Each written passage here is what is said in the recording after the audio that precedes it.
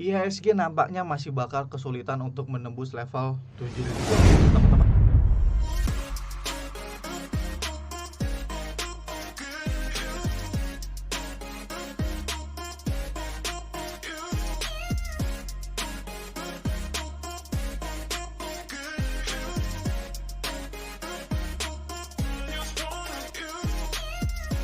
Teman-teman sadar nggak sih sebenarnya market kita tuh lagi di mana saat ini?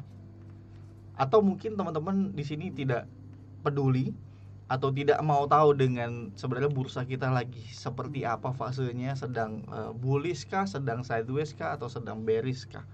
Gitu. Kebanyakan teman-teman mungkin di sini masih berfokus pada saham-saham tertentu hanya untuk trading di sektor tertentu.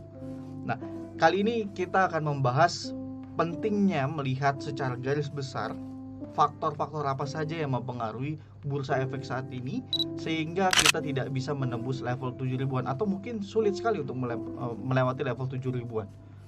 Faktor yang pertama adalah masih tingginya suku bunga acuan baik dari dalam negeri maupun dari luar negeri. Terakhir kalau kita ingat, The Fed ini sudah menaikkan lagi suku bunganya sebesar 25 basis poin menjadi 5,5% dan itu merupakan level tertinggi sejak tahun 2001. Dari dalam negeri, Bank Indonesia masih terus mempertahankan suku bunga acuan di level 5,75% atau yang merupakan level tertinggi sejak 2019. Kita sama-sama ingat bahwa tahun lalu ketika harga komoditas naik cukup tinggi dan menyebabkan inflasi secara global baik di Amerika, di Eropa maupun termasuk di Indonesia sendiri, dan akhirnya mesti direm kenaikan inflasinya dengan cara bank sentral ini menaikkan suku bunga acuannya. Yang mesti kita tahu bahwa korelasi antara kenaikan suku bunga terhadap pasar saham itu berkorelasi negatif. Jadi artinya setiap suku bunga dinaikkan maka akan berdampak negatif terhadap pasar saham.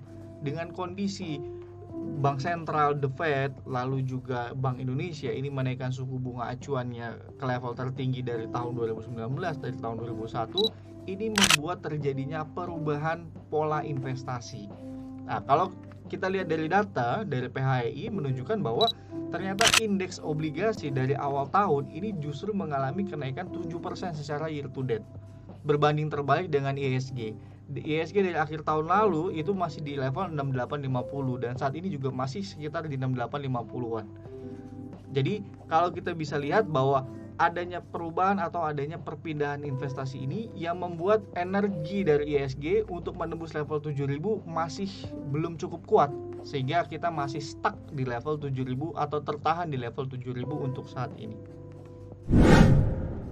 Faktor yang kedua adalah efek dari pengetatan kebijakan moneter yang dilakukan oleh bank sentral ini mulai berdampak terhadap perusahaan-perusahaan.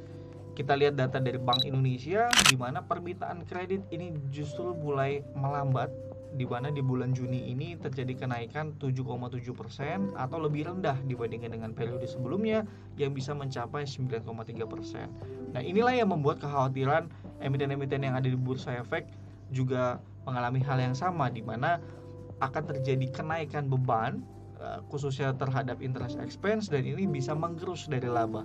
Faktor yang ketiga, kita akan menghadapi pemilihan presiden di Februari 2024. Nah, ini juga akan menjadi highlight oleh investor foreign atau investor asing terkait dengan kebijakan, terkait juga dengan keberlanjutan pertumbuhan dan perkembangan ekonomi di Indonesia. Itu juga akan sangat mempengaruhi investasi yang dilakukan oleh asing sehingga mereka akan cenderungan lebih masuk ke dalam sektor yang lebih defensif atau masuk ke dalam aset yang lebih low risk dibandingkan dengan saham. Nah, jadi itu kira-kira yang membuat IHSG kita masih kecenderungan tertahan di level 7.000. Gimana menurut teman-teman? Apakah bisa di tahun ini IHSG kita bisa menembus level 7.000 atau mungkin teman-teman punya waktu yang lain? Silahkan komen di kolom komentar.